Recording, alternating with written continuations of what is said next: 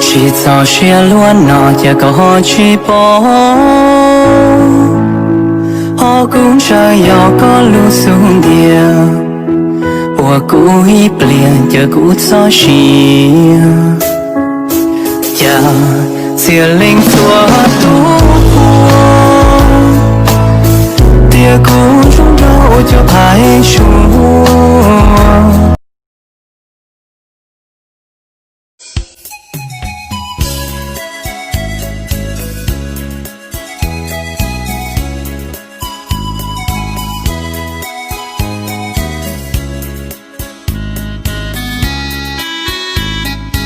Những tháng ngày năm đó ta đã cười thật tươi, 18 đôi mươi nhưng nụ cười đẹp nhất đời. Dẫu gian khó, dẫu phong ba, hiên ngang bước sóng gió sẽ qua. 在白那风雨漂泊的残留在巨山，妻子多情。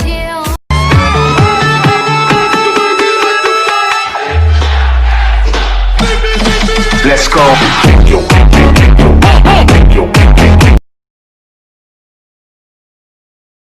Chào em anh đứng từ chiều, nàng lòng mang những tâm tư nhiều, nàng xinh tươi như thủy kiều cho trái tim anh quyết tâm chiều nay.